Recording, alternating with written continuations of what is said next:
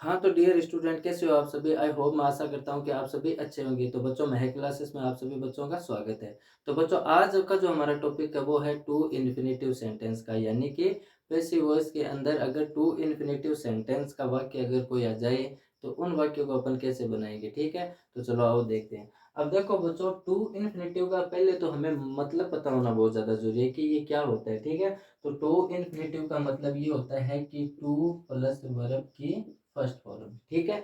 ये हमें वाक्य के अंदर मतलब दिया हुआ होगा, ठीक है?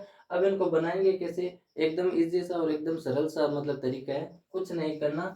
टू प्रीपोज़िशन, फिर हमें किसका यूज़ करना है? बी का, फिर क्या कर लो यूज़ वी थ्री, क्योंकि पैसिव के अंदर मतलब वर्ब का कौन-सा फॉर्म आता है? थर्ड फॉर्म आता है, ठीक है? तो to plus be plus verb की थर्ड फॉर्म, ठीक। वाक्य की अगर बात करी जाए तो इन सेंटेंस में सबसे पहले तो हमें ये पता होना चाहिए कि मतलब टू इन्फिनिटिव वर्ब है कौन-सी, ठीक है?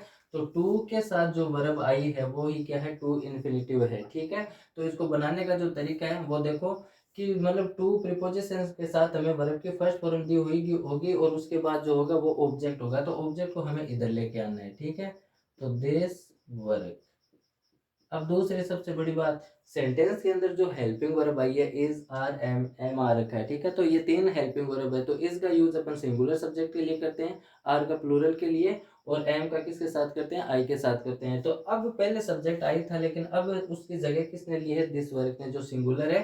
तो इसके साथ अपन हेल्पिंग वर्ब क्या लगाएंगे? इज लगाएंगे, ठीक है?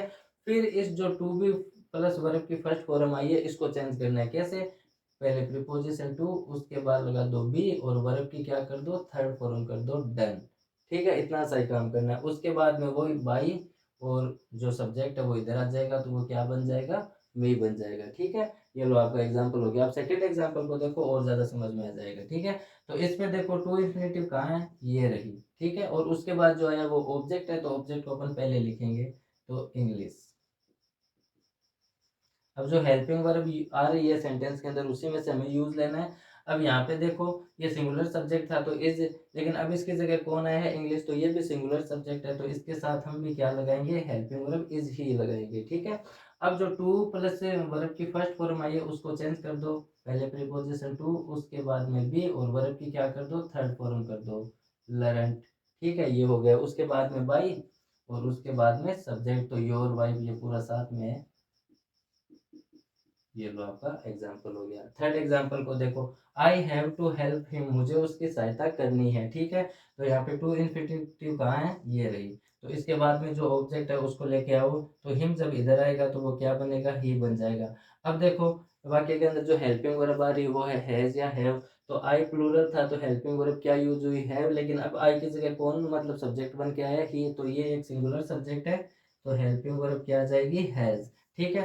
फिर इसको चेंज करना है, तो टू, उसके बाद में बी और वर्ब की थर्ड फॉर्म, तो हेल्प की थर्ड फॉर्म क्या हो जाएगी? हेल्प्ड। उसके बाद में बाई और ये आई जब इधर आएगा तो वो क्या बन जाएगा? मी बन जाएगा, ठीक है? अब लास्ट एग्जांपल को देखो, we were to help her, हमें उसकी सहायता करनी थी, ठीक है? तो यहाँ पे टू इन्फिनिटिव कौन है? ये है टू हेल्प, ठीक है? तो उसके बाद जो है वो मतलब ऑब्जेक्ट है, तो इसको इधर लेके आओ, तो शी।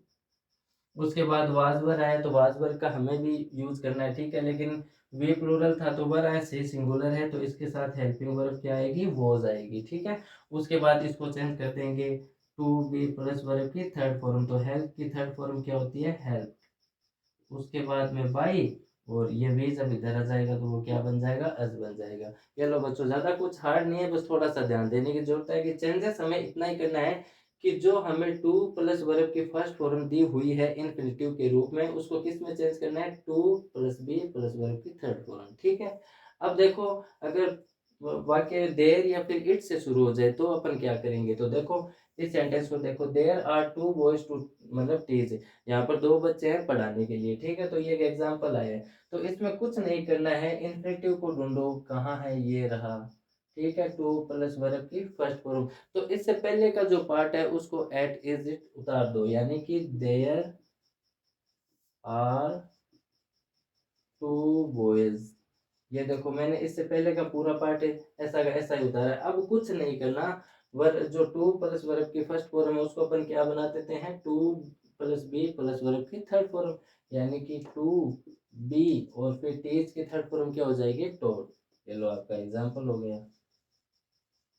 ठीक है, एक एग्जाम्पल और देखो, there are two mangoes to eat. तो यहाँ पे टू इन्फिनेटिव के रूप में कौन आया है, ये टू प्लस वर्ब की फर्स्ट फॉर्म। ठीक है, तो इससे पहले का पार्ट ऐसा कैसा, देयर आर टू मैंगोज,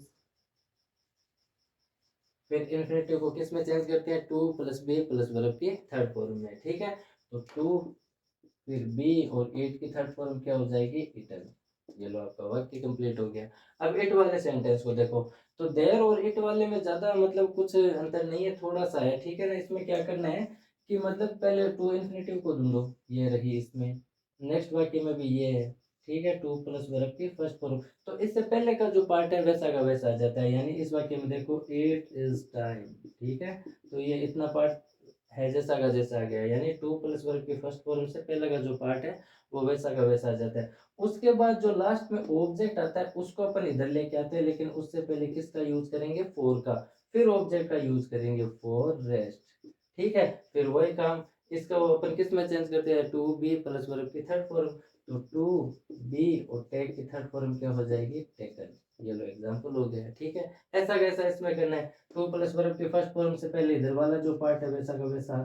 ठीक है, तो इट इज टाइम, उसके बाद टू प्लस वर्ब की फर्स्ट फॉर्म के बाद जो आता है ऑब्जेक्ट उसको इधर लेके आएंगे, लेकिन यूज किसका करेंगे, फोर का। फिर टी ऑब्जेक्ट आ जाएगा, फिर वही काम, टू प्लस वर्ब की फर्स्ट फॉर्म को किस में चेंज करेंगे, टू बी प्लस वर्ब की थर्ड फॉर्म। तो टू बी और टैग की थर्ड फॉर्म क्या हो जाएगी, टेकन।